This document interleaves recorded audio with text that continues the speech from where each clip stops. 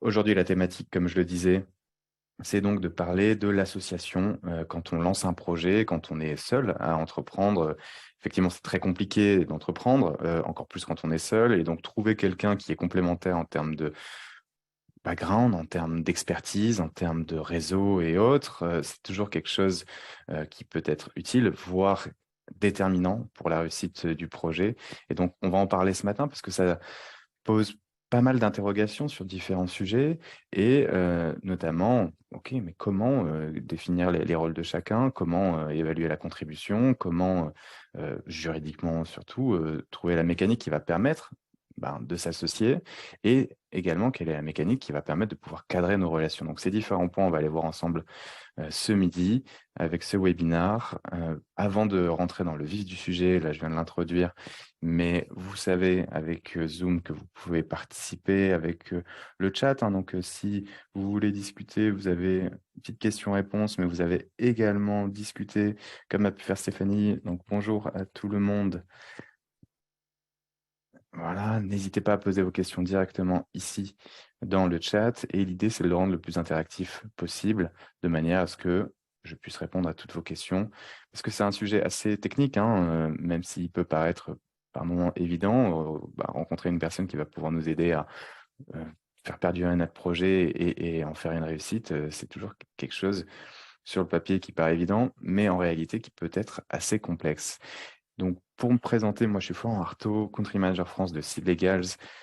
J'ai lancé le marché français en 2020 parce que Seed Legals, comme vous le savez peut-être, c'est une société initialement créée en 2016 à Londres qui a extrêmement bien marché au Royaume-Uni et c'est la raison pour laquelle on a lancé le marché français il y a 3 ans maintenant.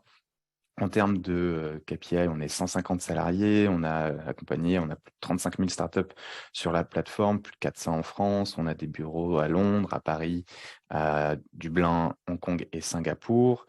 En France, on est une équipe plus d'une dizaine de personnes dédiées justement pour vous accompagner sur ces sujets qui sont à la fois la structuration, à la fois le développement et aussi comment lancer votre projet. Et aujourd'hui, ce dont on va parler, ça va être plutôt cette partie lancement de projet et association, même si vous pouvez lancer votre projet seul au départ, mais après, vous allez peut-être être rejoint par quelqu'un et ce quelqu'un, est-ce que c'est la bonne personne pour vous associer? Eh ben, on va en parler ce matin. J'ai préparé une petite présentation pour vous que vous allez voir ici. Je vais partager ça tout de suite. Je pense que vous voyez mon écran. N'hésitez pas, donc encore une fois, hein, posez vos questions directement dans le chat. L'idée, c'est qu'on balaye ces différents éléments. Et au-delà de l'analogie, comme j'ai pu le faire dans mon petit post LinkedIn, ou le dire plutôt, qui est l'analogie souvent qu'on observe avec l'association en disant c'est un peu comme le mariage, hein, effectivement, on prévoit les principales conditions de comment on va s'associer parce que le projet entrepreneurial, généralement, ça va durer plusieurs années, ça va durer entre 5, 7, 10 ans, qui sait même plus, raison pour laquelle on va aborder ces aspects au-delà de cette analogie, mais qui fonctionne, hein, qui peut fonctionner, sauf que bon, le mariage, c'est pas censé être que pour 5, 7, 10 ans, en tout cas pour un terme défini, c'est censé être pour la vie, mais bref. Je vais arrêter l'analogie. Les points qu'on va balayer aussi ensemble, ça va être bien définir les rôles, comme je le disais, évaluer la contribution de chacun, les mécaniques juridiques, justement, pour concrétiser cette association. Et après, comment bien cadrer ces relations, pareil, avec cette mécanique juridique.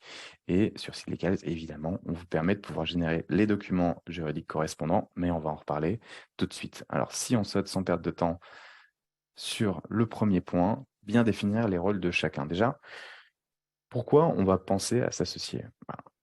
Pour quelle raison? La raison, naturellement, c'est parce qu'on n'a pas toutes les capacités nécessaires au développement du projet. On a une idée d'un projet, que ce soit, je sais pas, un concept dans le sport, et on est très créatif et on se dit, OK, ben voilà, moi je sais que je peux faire ça, j'ai la capacité, en plus je suis très sportif, de pouvoir le faire.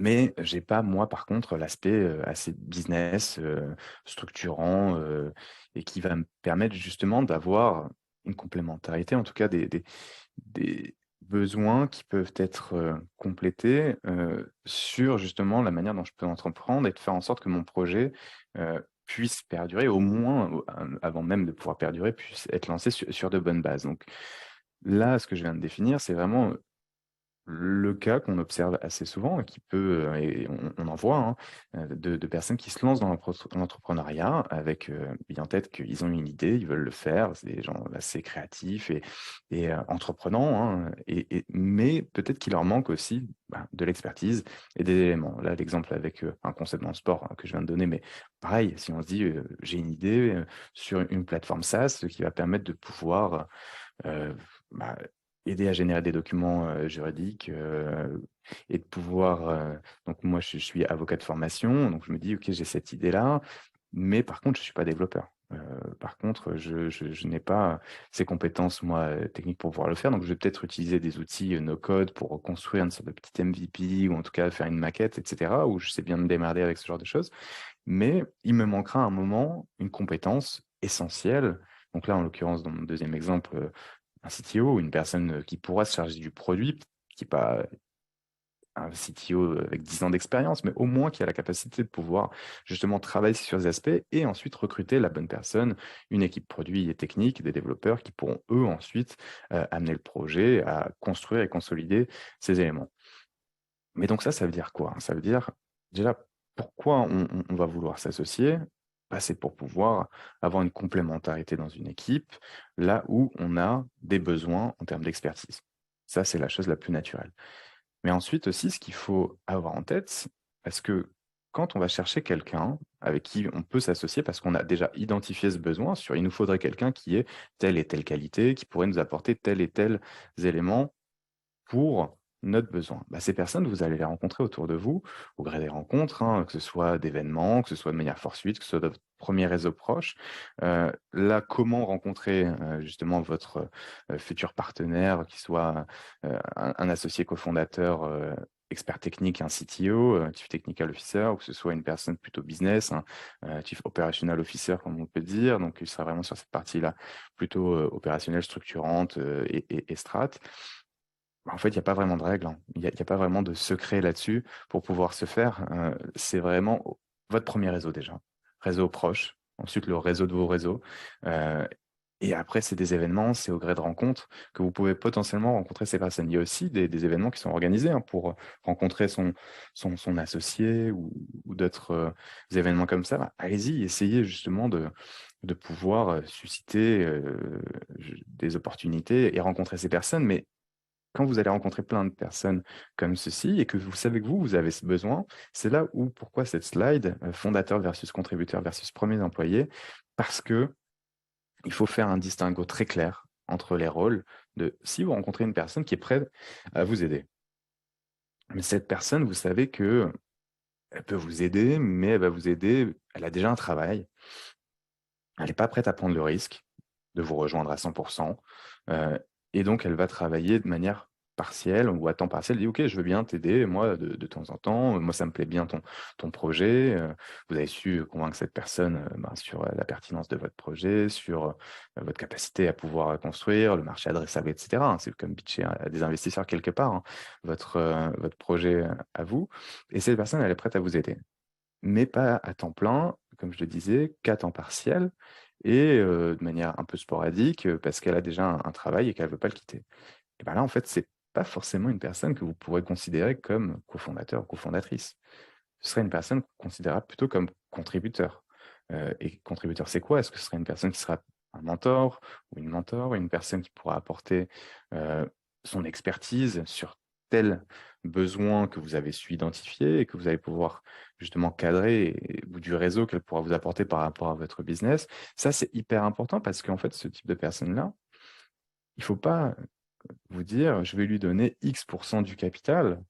Heu, il y a la possibilité de pouvoir évidemment intéresser au capital. On va y revenir après sur, en fonction des rôles de chacun, quelle est la mécanique juridique que vous pouvez associer. Mais là déjà, vous savez que ce ne sera pas la bonne personne pour s'associer avec vous parce que c'est pas une personne qui va être dédiée à 100 et donc qui va pas prendre le même risque que vous et qui sera pas alignée en fait sur la contribution qu'elle va faire. On va y revenir, sur le deuxième point comme on l'a vu, sur la partie contribution. Mais déjà, au moins, vous savez que c'est pas ce type de personne qui pourra être votre cofondateur ou cofondatrice. Et la différence aussi avec vos premiers employés, donc là, même au-delà de parler d'employés, comment vous pouvez savoir ça? Bah, c'est des personnes qui vont vous dire: «Oui, OK, très bien, mais moi, pareil, j'ai un besoin de sécurité, j'ai besoin d'être payé, et j'aimerais que, en fait, tu me donnes un contrat de travail et moi, je pourrais t'aider, t'accompagner en fonction des choses que tu me donnes à faire, bah, de faire le boulot». Et bah, pareil, là, ce sont des personnes qui seraient peut-être intéressantes comme premier employé, mais pas comme fondateur. Parce que, bah, vous voyez, il y a un distinguo assez clair. C'est pas des personnes qui vont être au même niveau d'engagement, au même niveau de responsabilité et au même niveau de risque. Vraiment, c'est ça, hein, ce que vous devez avoir en tête, c'est cette triptyque: engagement, en termes justement de temps, d'effort, et cetera. Le risque que vous avez pris, que vous prenez et que justement pareil, les fondateurs peuvent prendre, et les responsabilités. Voilà. Et si vous arrivez à vous aligner en vous disant: «OK, cette personne va prendre autant de risques, va s'engager autant que moi, sur les efforts à faire pour que ce projet puisse réussir, et la responsabilité, cette personne va engager sa responsabilité, être responsable de l'ensemble de tel et tel élément selon les besoins que vous avez identifiés qui doivent être aussi le plus complémentaires possible avec votre profil et vous, vos responsabilités pour avoir eu l'idée initiale et lancer le projet». Bah, ça, c'est comment vous pouvez bien définir les rôles de chacun, et c'est ultra important de faire un distinguo clair parce que si je reviens à ce que je disais au début, effectivement, vous allez rencontrer plein de personnes, mais toutes ne seront pas disposées déjà à être votre, associé et donc s'engager autant que vous. Tout le monde n'en a pas aussi la capacité à pouvoir devenir, entrepreneur et avoir cet état d'esprit, raison pour laquelle vraiment à chaque fois que vous allez rencontrer des gens, ayez ça en tête pour pouvoir bien filtrer. Et une fois que vous vous dites: «OK, j'ai rencontré quelqu'un qui pourrait être, intéressé et intéressante pour participer au projet», et ben, comment évaluer la contribution de chacun? Et bah, là, en gros, comment évaluer la contribution de chacun? Au-delà aussi de la répartition des rôles dont on vient de parler, de bien définir les rôles où on sait que cette personne, OK, c'est pas une personne qui va intervenir en tant qu'advisor, donc contributeur de manière un peu sporadique et vous conseiller à la marge. C'est une personne qui va être vraiment les mains dans le cambouis, et qui va, faire, on reprend la triptyque dont je disais, hein, l'engagement, le risque et la responsabilité, même niveau que vous. Boum, pareil. Maintenant, on se dit: «OK, mais vous, peut-être que ça fait, je sais pas, 3 à 6 mois, voire même peut-être 1 an que vous travaillez sur le projet, que vous avez commencé à construire quelque chose, voire potentiellement générer un peu de revenus et cetera», et vous vous dites: «Bon, bah, oui, mais je vais pas lui donner 50 du capital. Combien je vais lui donner?» C'est ça, en fait, la question à se poser sur évaluer la contribution. On sait déjà qu'on a le bon rôle. C'est une personne qui va s'associer avec vous, il y a un bon fit, et encore, parce que là aussi, sur la contribution, c'est bien évalué après de manière assez rationnelle, même si ce sera très souvent sur quelque chose qui est au-delà de la partie rationnelle dont on parle ici et des clés. Là, je vais y revenir sur cette slide et de ce qu'il y a dedans. Mais au-delà de ça, ce sera toujours aussi en fonction de, bah, on est des humains, la relation, de comment on agit, et c'est des personnes avec qui on doit bien s'entendre, avec qui on est complémentaires, que ce soit en termes de caractère et après aussi d'autres éléments en termes, justement de travail et de contribution, mais je vais y revenir là-dessus. Donc là, ce que je veux dire, c'est que il faut se dire: «OK, combien de pourcentage du capital je vais donner? Est-ce qu'on est prêt à pouvoir travailler ensemble sur, 5-10 prochaines années?» Et en termes de vision, est-ce qu'on est aligné? C'est super important. Donc là, pour revenir sur le capital et les exemples que je donnais, ça fait 6-12 mois que j'ai déjà commencé à travailler sur mon projet. Est-ce que je vais lui donner 50 du capital à cette personne? Pourquoi pas? C'est pas forcément, la réponse n'est pas forcément, non, parce que moi, j'ai déjà commencé à travailler pendant 6-12 mois. Ça veut dire que je valorise, en plus d'avoir eu l'idée, d'avoir lancé, d'avoir pris le risque au départ, bah, j'ai dérisqué un petit peu le projet parce que ça fait 6-12 mois que je bosse dessus, et donc là, s'il y a une personne qui vient un peu plus tard, qu'on peut appeler, late founder ou, un cofondateur, une cofondatrice qui vient un peu plus tard après le lancement du projet, heu et qu'on s'interdit de donner 50, bah, pas forcément. Ça dépendra de la contribution que cette personne peut apporter. Parce que si cette personne vous rejoint et que vous vous dites: «OK, bah, c'est ça qui va faire cartonner, qui va être déterminant dans la réussite du projet par la suite», et bah, peut-être ça vaut le coup de les donner les 50. Peut-être que ce sera 40, peut-être que ce sera 30, peut-être que c'est 15 en fait. Mais comment évaluer ça? Comment se dire: «Est-ce que ça fait sens?» Donc déjà, premier élément pour pouvoir s'aligner au-delà du pourcentage du capital, mais sur est-ce que vous êtes un bon fit? Est-ce que, vous allez pouvoir travailler ensemble? Première recommandation, qui est pas forcément là sur cette slide, mais on va y revenir sur les slides, c'est travailler ensemble. Essayez de travailler ensemble. au-delà de la partie relation, passer du temps ensemble. Essayer de vous comprendre, de savoir comment vous fonctionnez, votre façon de travailler, et cetera. De savoir, aussi, évidemment, ça c'était dans les discussions, au préalable sur bien définir les rôles, mais, sur ce que cette personne va apporter, quel est son périmètre, et cetera. Mais vraiment, au moins d'essayer de travailler ensemble pendant les 1 mois à 2 mois et aussi, c'est là où on vient sur les éléments qu'on voit ici, sur les slides, essayer de définir vraiment, est-ce que vous êtes alignés et est-ce que vous êtes complémentaires? Par exemple, en utilisant ces first round, 50 questions et c'est, d'ailleurs quand on a fait un webinaire avec Horus, qui est, une néo-assurance pour professionnels, pour, start-up par exemple, hein, si vous voulez vous assurer, et qui, sont une équipe de 2 cofondateurs et qui ont fait cet exercice des 50 questions pour savoir s'ils étaient tous les 2 alignés sur chacune de ces questions, ou plus ou moins, et pouvoir y répondre. Donc, par exemple, quelles sont tes forces et tes super pouvoirs, si on veut, si on reprend là ce qu'on voit avec First Round. Et donc, il y a 50 questions comme ça qui permettent de mettre à plat les éléments pour savoir si tous les deux, là, dans le cadre de votre association, avec le projet, avec la vision que, initialement, si c'est vous qui avez eu l'idée, que vous portez avec cette vision, est-ce que l'autre personne adhère à cette vision et sur le projet? Est-ce que, exemple, vous voulez vendre la société au bout de 3 ou 5 ans, si l'occasion pourrait se présenter, ou est-ce que c'est quelque chose qui n'est pas du tout envisageable? Vous voulez en faire une société qui perdurera toute votre vie et qui n'a pas vocation à être vendue plus tard? Déjà, si vous êtes opposé sur ces éléments, c'est des bonnes questions et c'est des bons points à avoir dès le départ, plutôt que de se retrouver, à des moments plus, avancés où là, la question, pourra du coup amener sur des conflits et l'idée ici, en fait, c'est de prévenir effectivement ces conflits futurs et éviter, de pouvoir, avoir à vous, séparer dans des termes un peu compliqués, au futur, alors enfin dans le futur, alors que là, voilà, vous avez déjà prévu tous ces éléments. Donc ça, et vous pouvez le retrouver, hein, vous tapez 50 questions, 50 questions to explore with a potential co-founder first round.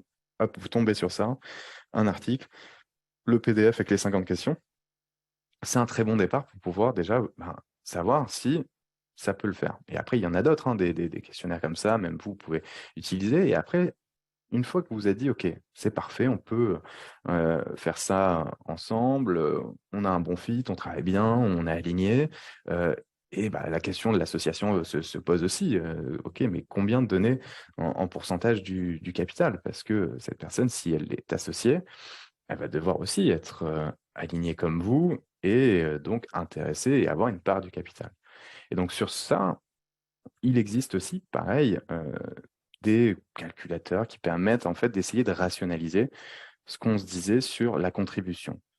Et l'exemple que je prenais, qui est un exemple qui se pose très souvent et que vous rencontrez peut-être, hein, de votre côté sur, je viens de rencontrer quelqu'un, après avoir bossé pendant 6 à 12 mois sur mon projet, j'ai eu l'idée, je vais pas lui donner 50. OK, très bien, étudions et essayons de rationaliser combien, cette personne pourrait avoir et sur la base de quelle, heu, raison est rationnelle. Et donc il existe ces calculateurs-là, Startup Equity Calculator, donc vous vous retrouverez pareil, vous pouvez taper ça sur internet et tomber dessus, on pourra vous faire passer de toute façon la présentation pour retrouver. Mais un exemple qui est donné, c'est d'ailleurs le Galion, Project qui le donne, qui est le think tank de qui est de j'ai oublié son prénom, mais Rudel de Criteo, un des cofondateurs de Criteo. C'est Jean-Baptiste Rudel de Criteo, qui justement partageait son expérience. Et d'ailleurs, le tableau que vous voyez juste en dessous de Startup Equity Calculator, c'est l'exemple qu'ils donnent sur leur site, et avec cet article qui est assez intéressant, que je vous invite à aller consulter, sur, OK, mais donc on a on met des points, on met une sorte de barème de coefficients et de points en fonction des différents éléments de ce que chacun apporte en termes de contribution. Donc, un, c'est le concept, deux, c'est la validation du concept, 3, rôle technique, rôle généraliste, position de CEO, expérience fondateur, expertise sectorielle. Ça, c'est un exemple typiquement de contribution que chacun peut amener et en fonction d'y attacher des points. Donc, vous voyez, il y a minimum, le maximum, et c'est la manière dont eux proposent d'avoir ce calculateur de combien pourrait avoir chacun en fonction des points qu'on va à voir avec ces clés de lecture. D'où les clés de comment pouvoir justement s'associer avec la thématique de ce webinaire. Et donc, si on reprend l'exemple là de Criteo, avec Jean-Baptiste Rudel, qui nous est donné par le Gallium Project, c'est ici, on voit que Jean-Baptiste, lui, 5 points pour le concept, 10 points pour validation du concept, 100 points rôle généraliste, position de CEO 60, 30 pour fondateur, ce qui lui donne un total de points de 205. OK. Franck, lui, on fait, comme vous voyez, le même exemple, 5 pour l'idée, il était à l'initiation, 2 validation du concept, il a pas mal bossé lui pour tester, que ce soit de faire du user research, pour essayer vraiment de confronter cette idée-là au terrain, toujours, hein, ça vous le savez. C'est la réalité terrain qui prime sur l'idée. Et ensuite, le rôle généraliste, où lui, il serait touche à tout, hein, serait un peu le rôle de CEO si on veut. Et donc là, 100 points. Quant à Romain, lui, il était plutôt aussi rôle technique, enfin non, c'est rôle technique, Franck. Donc pareil, rôle technique pour Romain, 30% sur la validation du concept. Donc pareil, il a dû épauler aussi Franck sur cette partie. Et donc il a un total de 95 points. Et là, voilà. Ils en font ensuite la répartition du capital, 51, 25, 24. Est-ce que c'est ça, vous, votre clé de lecture, etc.? Pas forcément, mais c'est un exemple de comment rationaliser le pourcentage du capital que vous allez pouvoir donner à votre associé qui vous rejoint. Et vraiment, au-delà de cette partie purement comment on objective, comment on essaie de rationaliser le pourcentage du capital qu'on va pouvoir donner à la personne, et en tout cas proposer à la personne qui va vous rejoindre, et qui va donc épouser votre projet, et qui va vraiment être aligné comme vous sur la réussite de ce projet, et en faire, voilà, ce sera son bébé à elle ou lui aussi, et il faut que cette personne, comme vous, soyez à la fin hyper à l'aise sur le pourcentage du capital que vous donnez.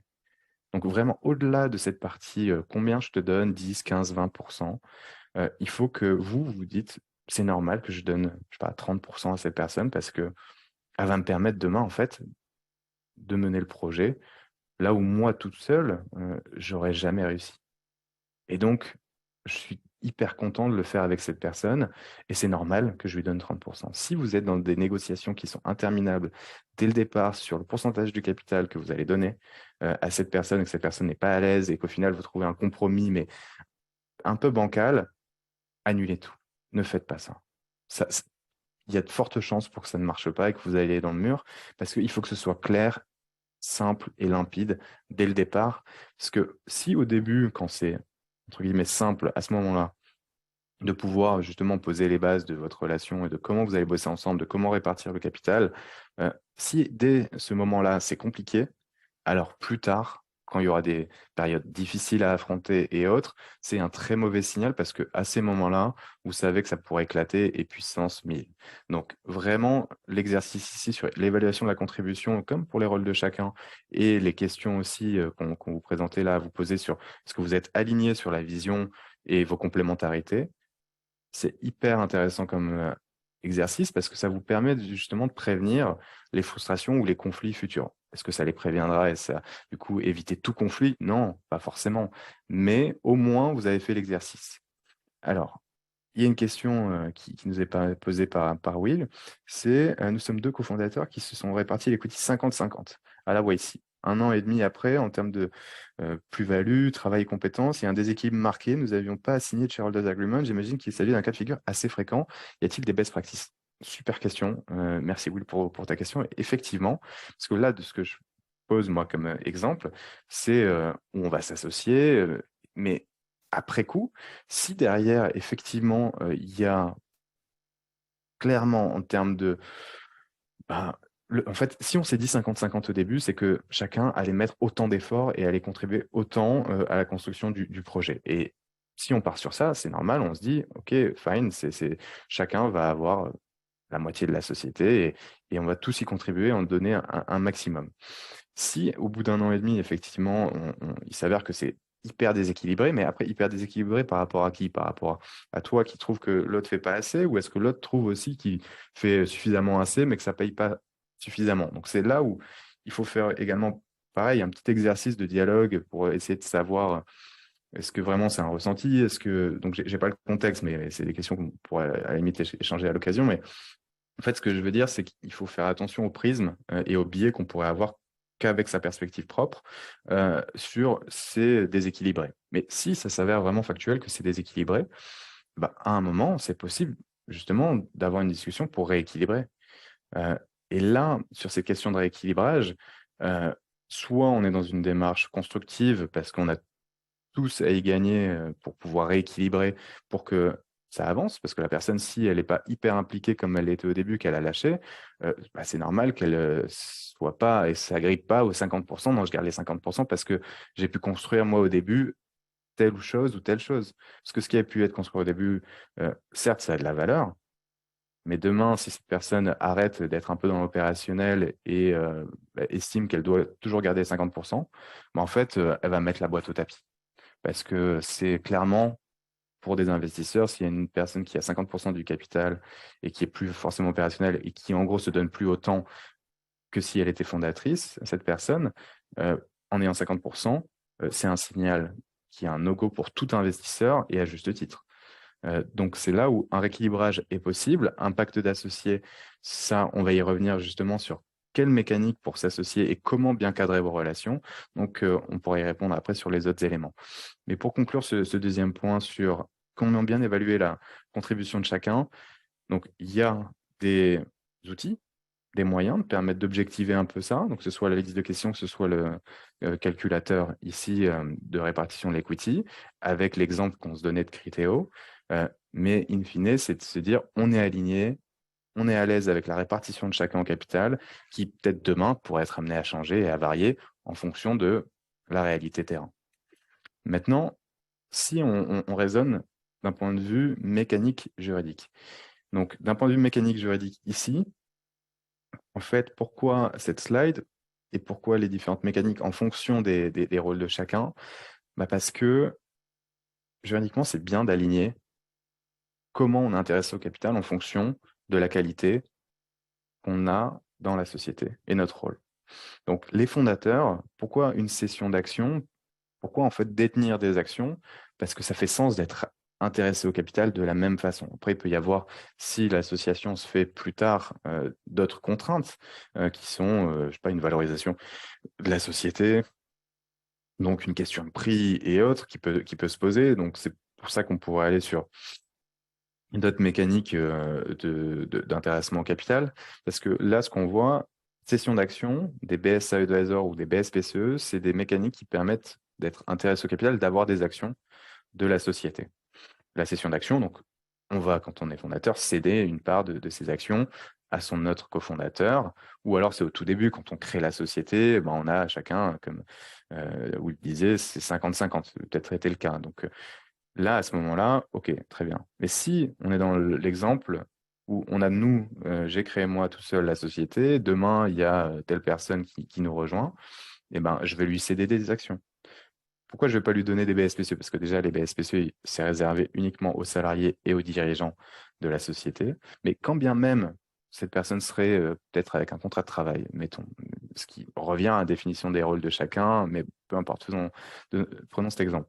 Bah, même si cette personne-là aurait la possibilité d'avoir des BSPCE, on ne voudrait pas lui donner de BSPCE parce qu'on veut que cette personne soit aussi dans le capital tout de suite et en fait alignée en termes d'intéressement et d'intérêt. Pourquoi? Bah parce que cette personne, elle va être même niveau d'engagement, même niveau de risque, même niveau de responsabilité que vous en tant que fondateur. Donc c'est normal que cette personne, elle soit intéressée comme vous en tant que fondateur et donc elle ait des actions de la société.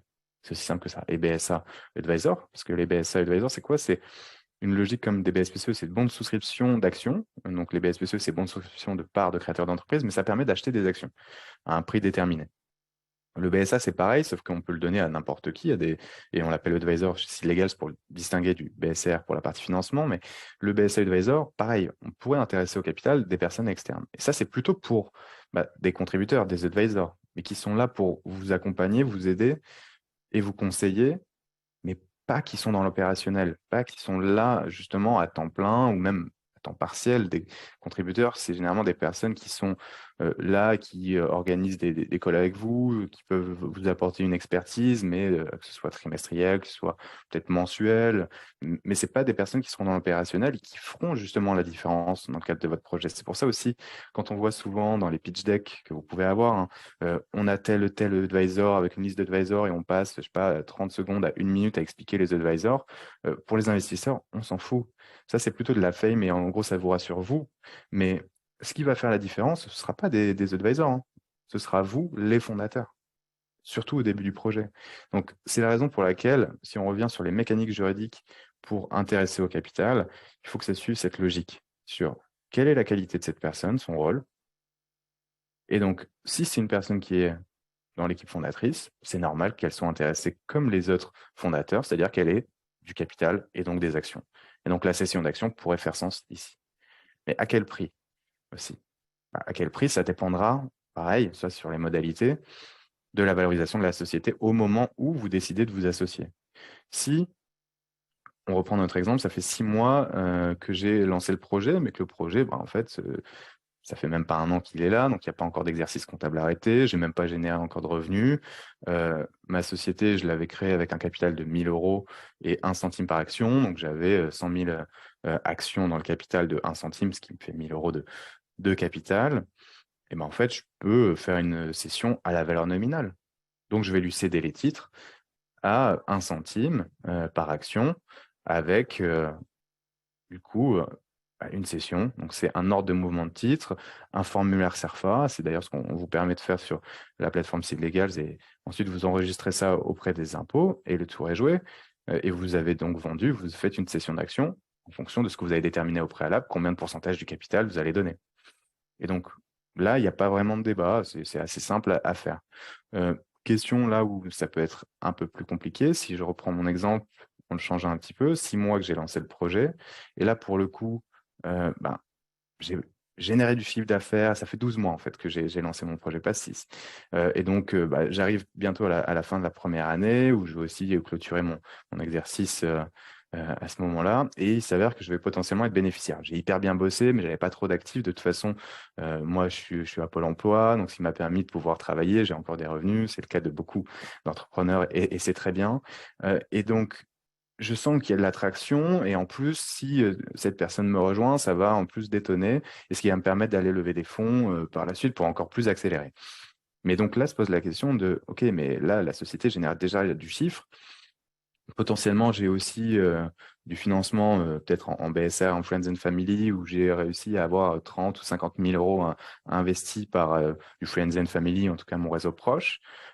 Est-ce que là, à ce moment-là, faire une session nominale peut se justifier, ou est-ce que ça poserait problème?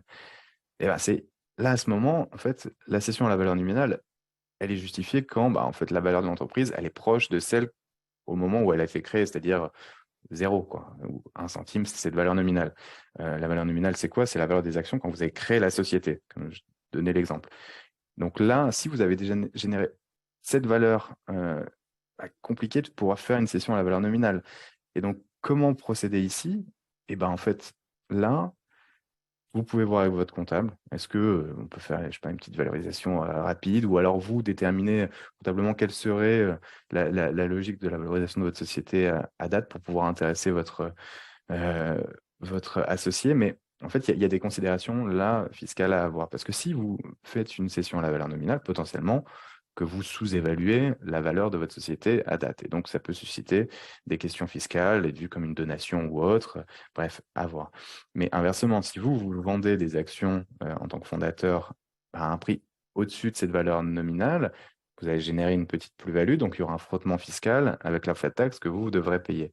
Bon, bref, il y a des arrangements à pouvoir avoir, il y a des fiscalistes ou vos experts comptables qui pourraient vous aider.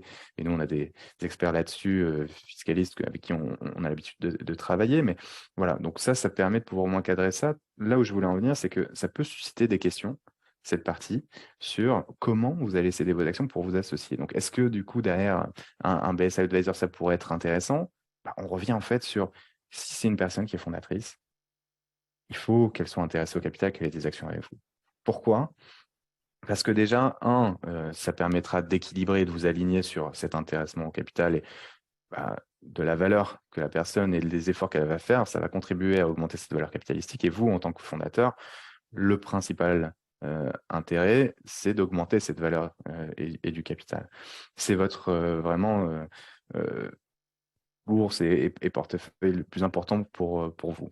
Ensuite, s'il y a d'autres éléments à pouvoir utiliser aux mécaniques juridiques, il faut y réfléchir, que ce soit des BSPCE, que ce soit des BS Advisor, potentiellement, mais il faut quand même, encore une fois, avoir cette idée d'alignement de mécanique juridique en fonction des rôles de chacun euh, pour vous intéresser au capital et faire en sorte que l'association soit réussie.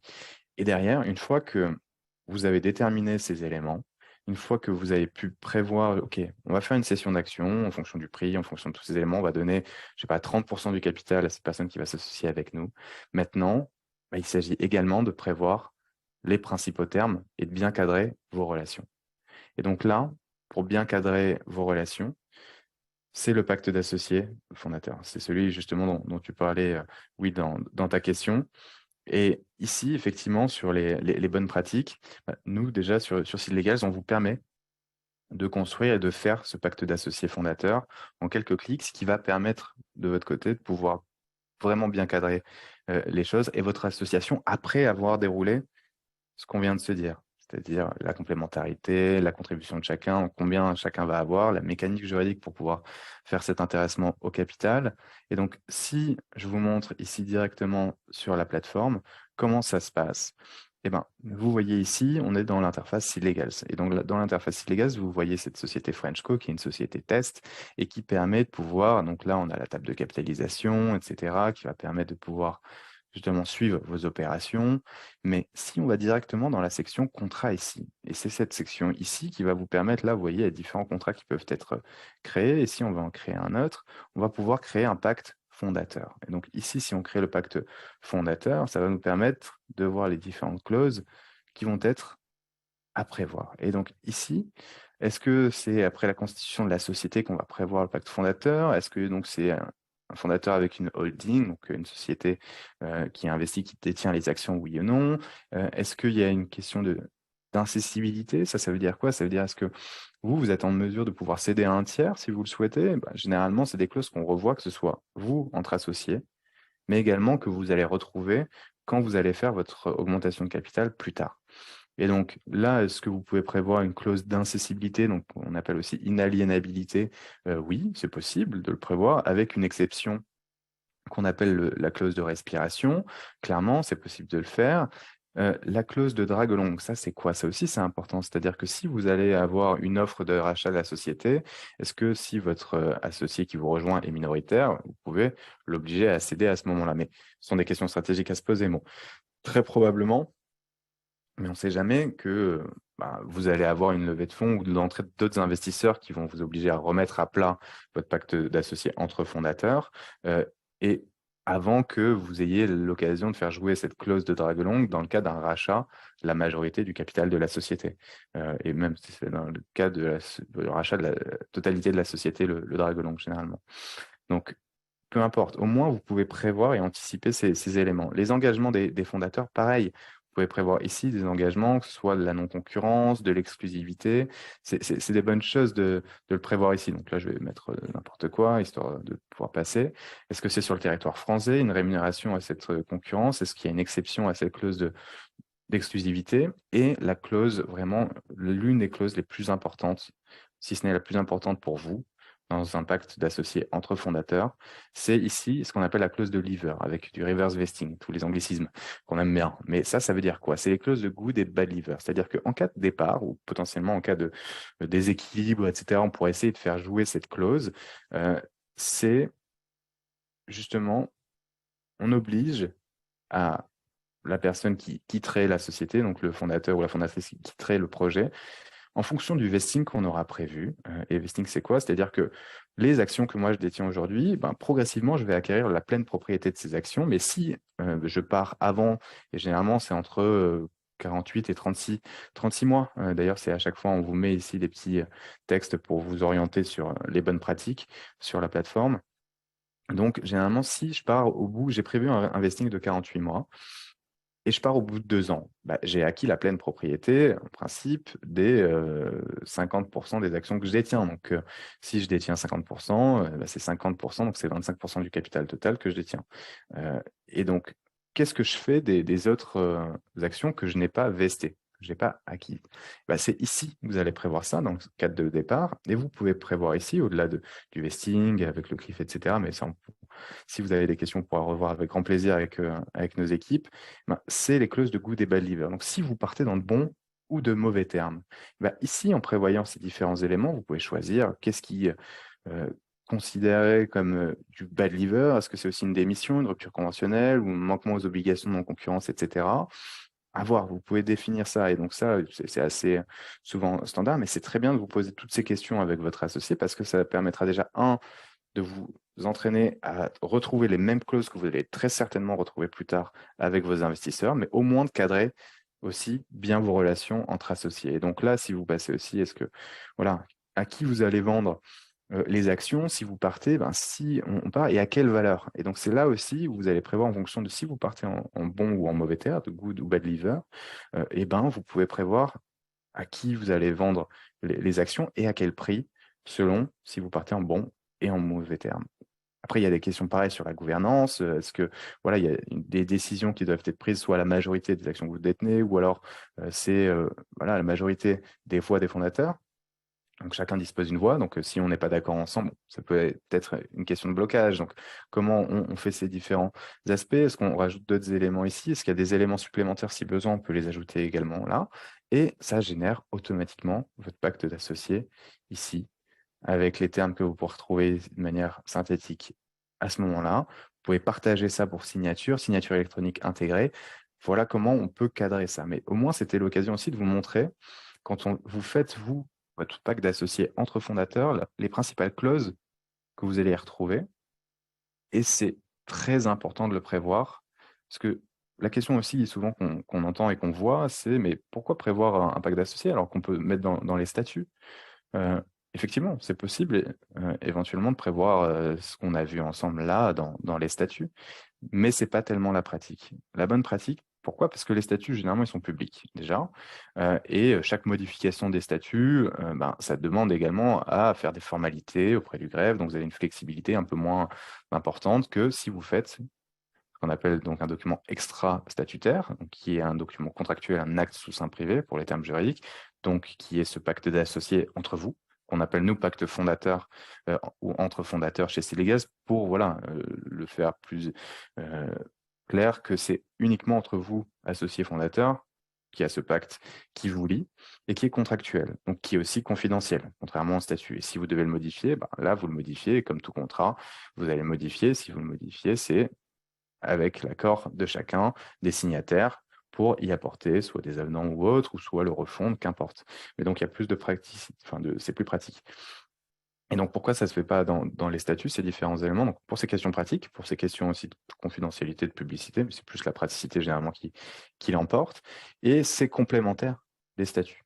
Euh, et c'est exactement aussi ce qui se passera quand vous allez faire entrer des investisseurs plus tard dans votre capital, c'est-à-dire que vous n'allez pas tout mettre dans vos statuts. Pourquoi on parle à chaque fois quand vous allez faire une levée de fonds, que ce soit avec ou non conversion de BSR, mais peu importe, mais de négociation avec d'abord une lettre d'intention et ensuite un pacte d'associés? La lettre d'intention, elle, préfigure les principales clauses que vous allez retrouver dans votre pacte d'associés. Et ensuite, vous allez signer définitivement le pacte d'associés qui vous engage définitivement, parce que la lettre d'intention n'engage pas, en principe. Et c'est à ce moment-là que vous allez donc avoir le cadre de vos relations en tant qu'associé et qui permet, et c'est là l'analogie du contrat de mariage si on veut, donc généralement de faire jouer les clauses du pacte d'associé, c'est quand ça va mal, c'est quand il y a une personne qui part ou comme tu le disais dans ta question, oui, si on a un déséquilibre hyper important entre les contributions de chacun, est-ce que du coup, moi, je peux le faire jouer comme une faute dans un pacte d'associé? Est-ce que du coup, c'est vu un peu comme un abandon ou comme une faute du non-respect des clauses du pacte d'associés et donc de faire jouer la clause de good et bad liver? Donc, sachez que c'est pas ça qui va non plus solutionner le conflit, mais c'est ce qui va aider à pouvoir cadrer vos relations et à pouvoir au moins avoir des bases relativement saines, que ce soit au début, quand vous allez le signer ensemble et revoir tous ces éléments, et pareil, participer à vous aligner sur les termes et l'engagement que vous prenez au travers de l'entrepreneuriat, enfin du projet et de l'entreprise que vous faites. Et donc, le pacte d'associés, c'est ce qui va formaliser définitivement vraiment votre association dans le capital et dans ce projet. Donc, voilà les différents éléments si on récapitule. Donc, il y a bien définir vos rôles, évaluer les contributions de chacun, être aligné justement sur ces contributions, définir la mécanique juridique et les modalités. Donc, pour ça, n'hésitez pas, nous, avec plaisir, pour en discuter. Et ensuite, contractualiser et bien cadrer vos relations entre associés avec un pacte d'associés. Ça, c'est hyper important pour justement prévenir des cas de conflit et au moins partir sur une base claire et sereine.